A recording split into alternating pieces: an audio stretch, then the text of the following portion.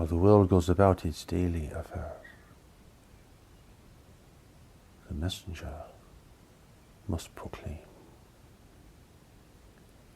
He must proclaim God's new revelation, for it holds the key to so many people's lives and future. It will initiate their calling, their greater calling, which could not be initiated by any other teaching or any other reality. It is here to prepare the world for the great change that is coming, the great waves of change, the great environmental, economic and political change, which is far greater than what people anticipate today. There are many people waiting for the new revelation, for they have not found this initiation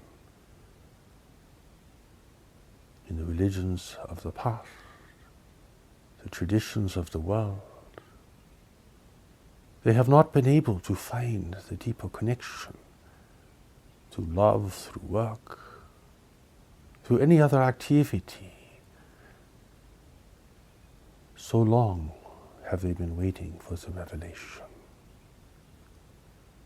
For them it is not merely a teaching or a phenomenon. For them it is not merely something to speculate about, or to contend with, or to deny and reject. To them, the proclamation is not outrageous or unusual. It is the perfect thing. It is their initiation. It holds their calling, speaking down the ancient corridors of their mind, speaking to a part of them they barely know, but which is the center of their being and their presence in the world. For them, this is the greatest moment, though they may not understand its full meaning or what it will require in the future. For them, this is what they have been waiting for. They were sent into the world to be at a time of great transition. They are sent into the world to be a part of building a new future. Their connection is more to the future than to the past. They are the children of the future. What has occurred before, what has been revealed before, may be inspiring or beneficial to them, but it does not hold their initiation. It does not hold their greater calling. It does not contain. These things do not contain what they have been looking for and waiting for so very long. It is their destiny, you see. You cannot change that which was put in place before you came into the world. So the events of the day and of the year change your circumstances and alter your opportunities. Your destiny is still the same.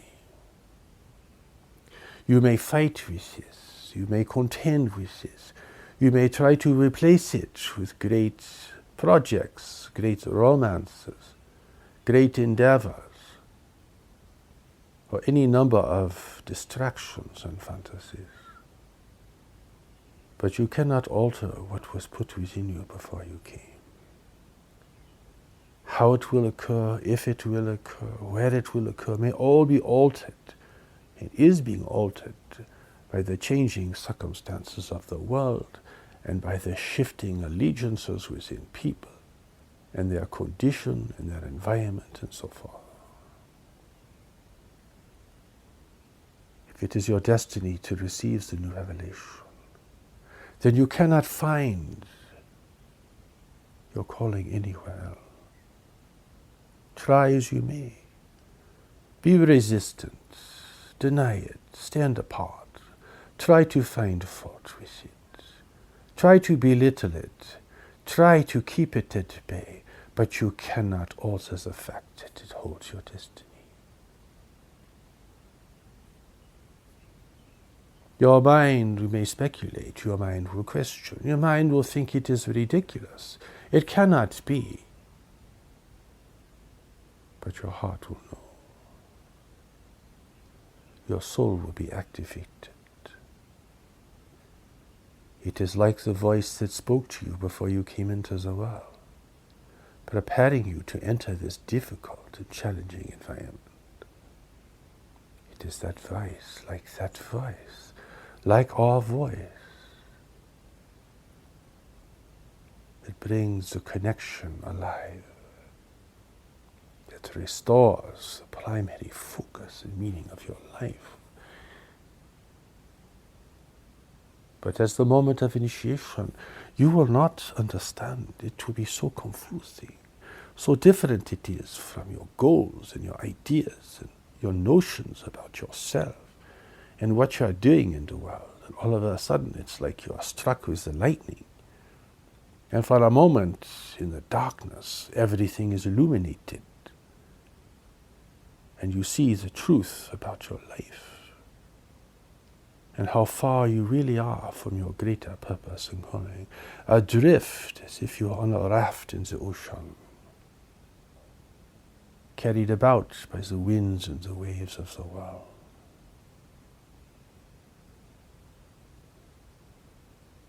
But God has found you as you are drifting in the vastness of the seas. Found you like a tiny speck on the surface of the ocean. You have been found. You have been found by the revelation.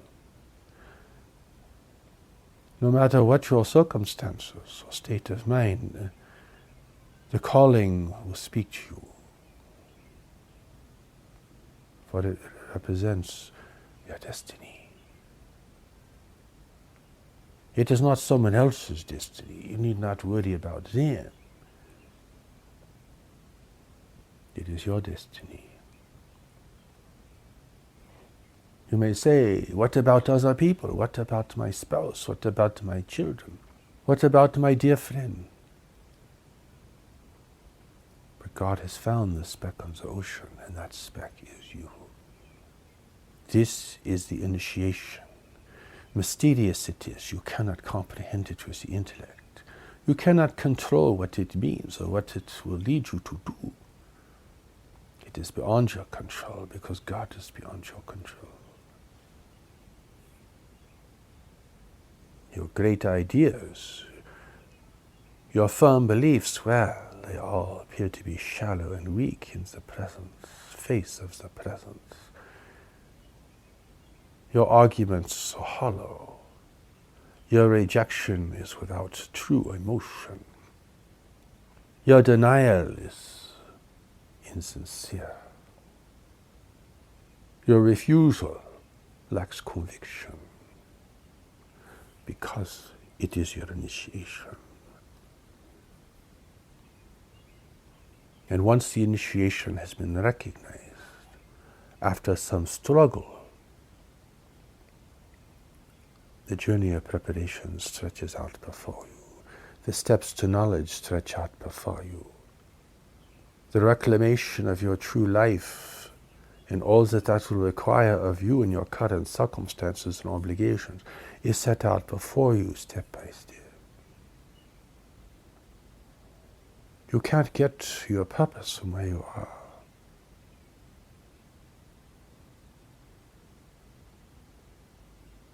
Because you are adrift and you have not found your safe harbor. You have not found the sight of land where your life is meant to be. What a time this is then, to be struck as a revelation. Momentary it will seem, but all of a sudden, everything begins to feel different. You have had an experience that stands in contrast to your normal experiences. and begins to create a contrast that you will carry forth with you. For nothing you can do on your own can compete with his. It is bigger than any experience you have ever tried to have. It is greater than any goal you have ever set for yourself. So you feel frightened and overwhelmed, confused. It is okay. It is natural. To have your life so suddenly changed suddenly would create confusion and disorientation. It would certainly be disillusioning to your current obsessions and distraction. Once God has made God's mark upon you within, well, it is not like you can erase it from your life, or cover it up, or make it go away, or explain it or rationalize it to yourself so that its power is diminished. You are going to contend with the revelation for you.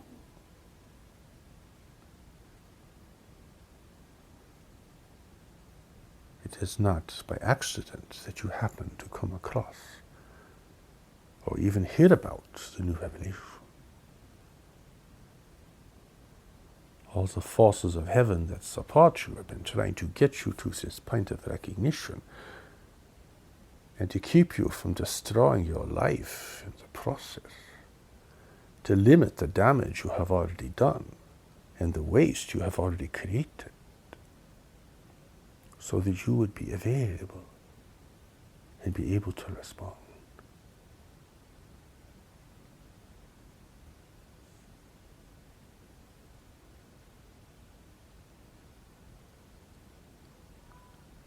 The initiation may make you feel helpless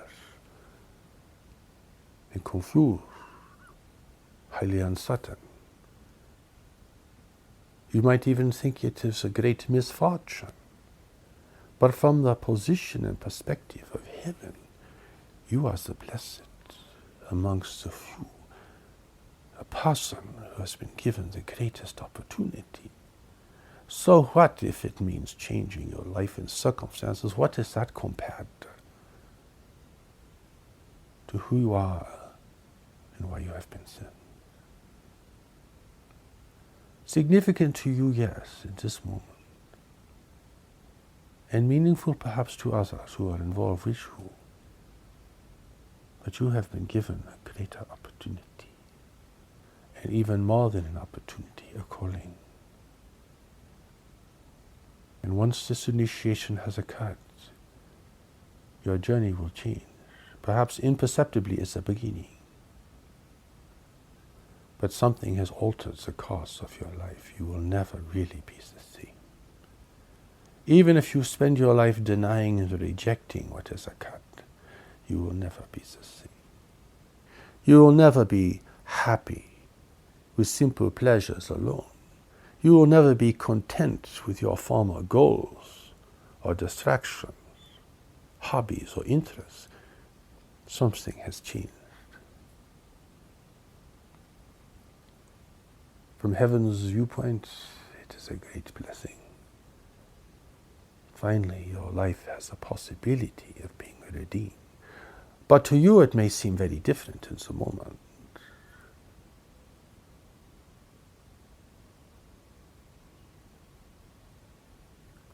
You must then cleave to the revelation, if that is your initiation. And you will know if it is at the center of your being. It is not an intellectual discussion with yourself. It is not a rational process. Human rationality is merely a coping mechanism to deal with an uncertain and unpredictable world. It is appropriate in certain circumstances and hopeless in others.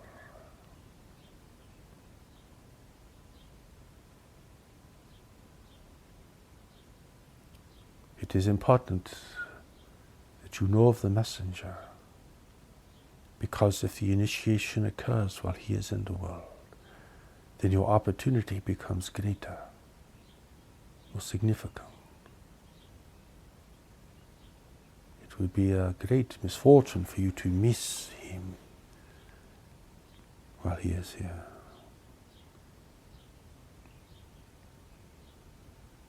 The revelation only comes every few centuries, or perhaps once in a millennia, and you happen to be here at that time. From heaven's perspective, that is a great blessing, great opportunity. But who can recognize the messenger? He appears to be a very average. He is not sensational looking. He does not hold a great position in the world. He will disappear into the masses of people. He will walk amongst them. No one will recognize him. Except perhaps for those who have been struck by the revelation.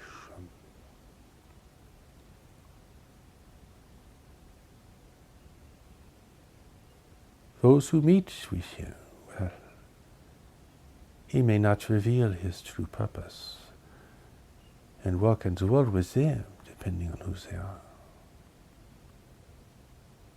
How can it be that someone would not see this?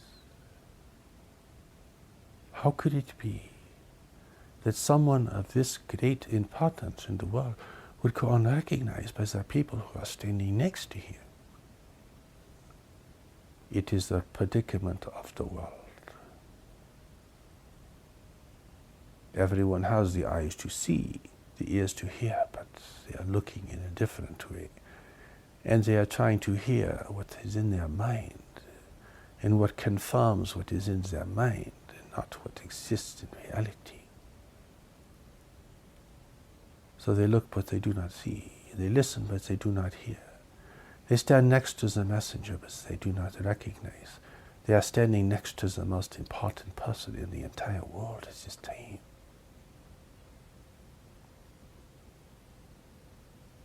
He will never say this about himself. He is far too humble for this.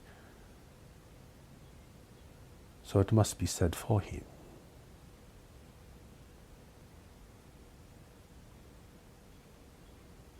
It is like centuries ago.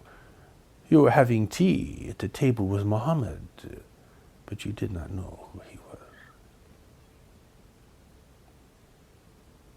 Well, he looks like anyone else. He is not radiating the presence. He is not so magnificent and so omnipotent that everyone around him just is swooned by his presence. It's just a man. Dressed traditionally, just a man. There he is. I see him now. He's over here. Nothing special. He had to preach hard to even get people to listen to him. So blind was everyone around him. Only a few could see.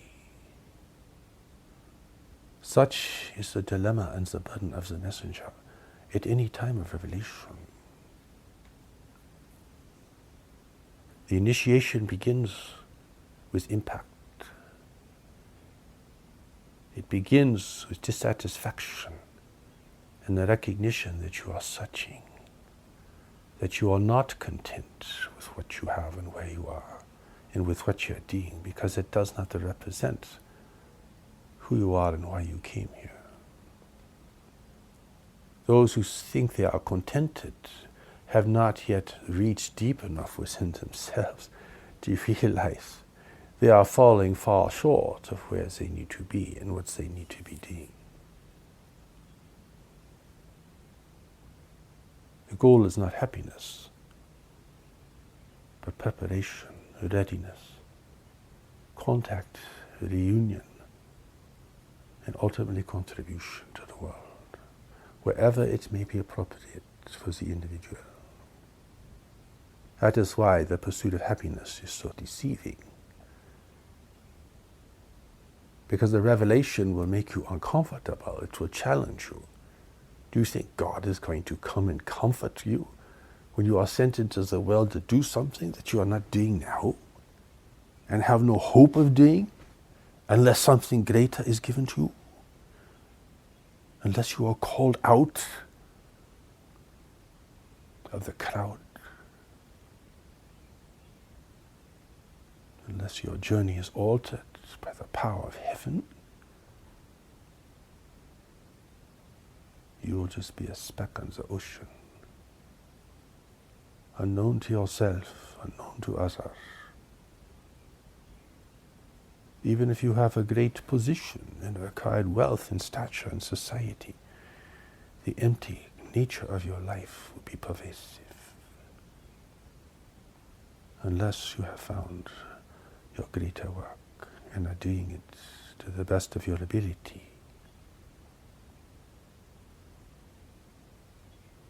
Those who do this experience a satisfaction and a sense of value and power that is lost to everyone else, no matter what they proclaim for themselves.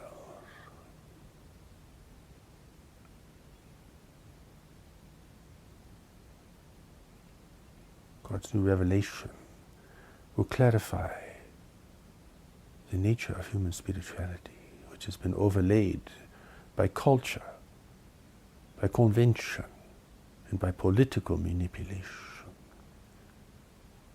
It will make it clear that you are born with two minds.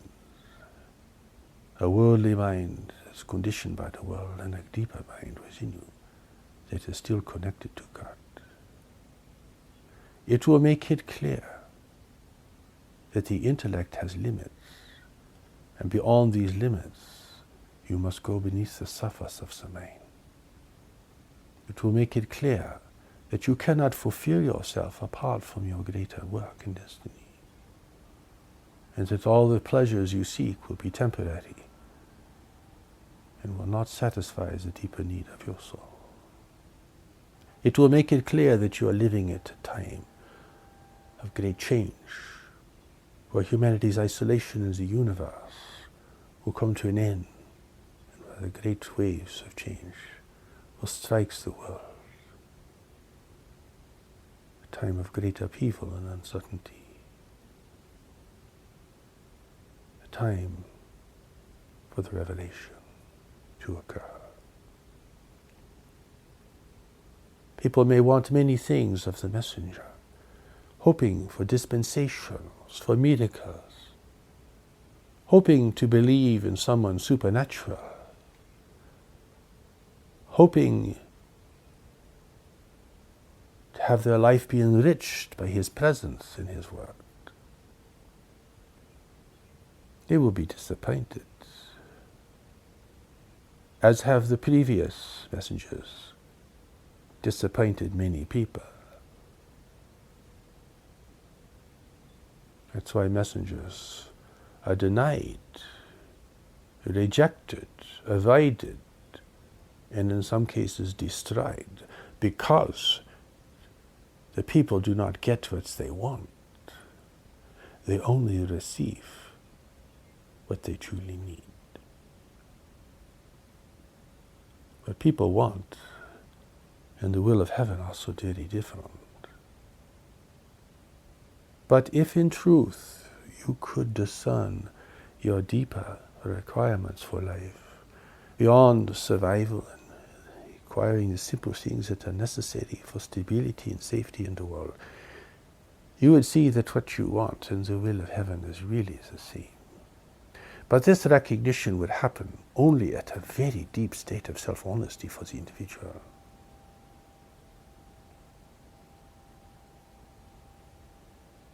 It is unlikely you have found this quite yet. But you who are hearing our words have come to the point where initiation can occur. You must listen with your heart, not with your judgment and your ideas and all of the requirements you think are required for the revelation to be real and to be meaningful to you, as if you could determine such things. even in people's misery, they still do not have the humility to recognize that they cannot establish the terms of engagement regarding their primary relationship with the Creator and with the will of heaven.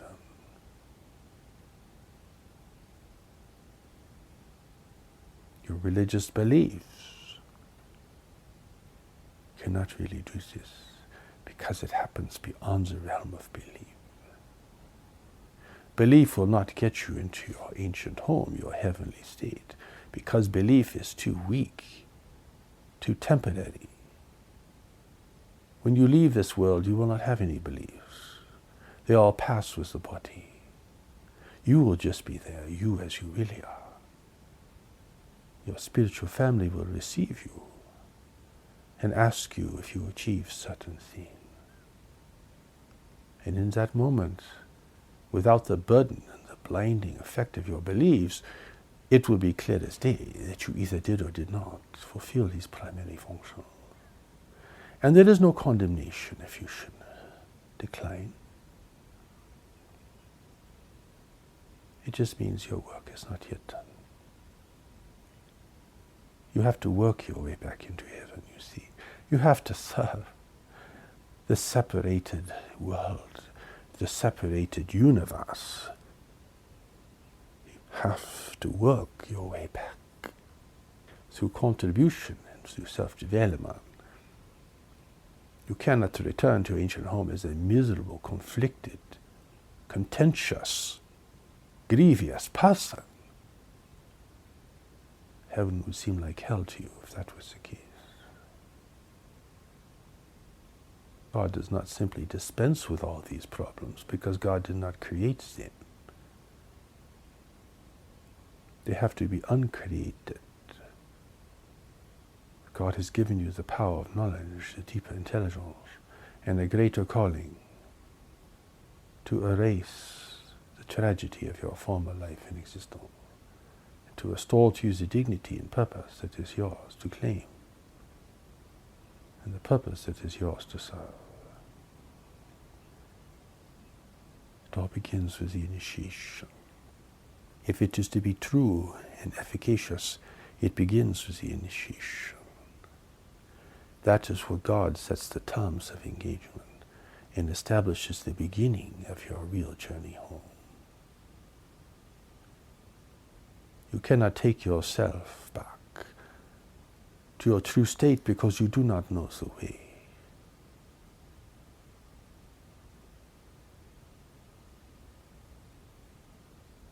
You cannot simply follow a prescription from someone else, because the engagement with knowledge and the presence must occur somewhere along the lane. For this is an intellectual enterprise and not a journey of the soul. Time is short for the world. There is no time to spend decades and centuries perfecting yourself or trying to work out your dilemma. The calling is for now. The hour is late. This will be pressure for you if you can respond, but the pressure will shorten the time it takes for you to respond and to prepare. And that is a great blessing, for time equals suffering for those who cannot respond.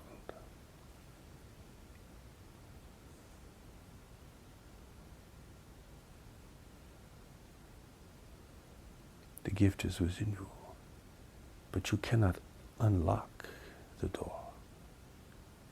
You do not have the key. You cannot discover your deeper nature because you do not yet have the whole picture. You are not yet in relationship with your source, because your deeper nature is the relationship with your soul. How could it be you would ever find it living in separation, lost in the oceans of the world?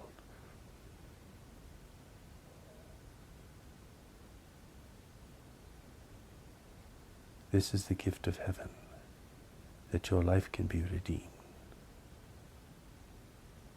But you must allow the pathway to be presented to you.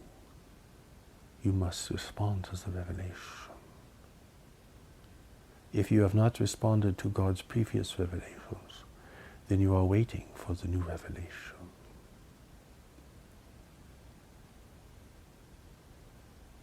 At some point, at a moment of despair or disillusionment, you will feel a deeper stirring within you. And you will recognize that you have come for a greater purpose that you have not yet discovered, but which awaits you, waiting for the moment where your life is being called.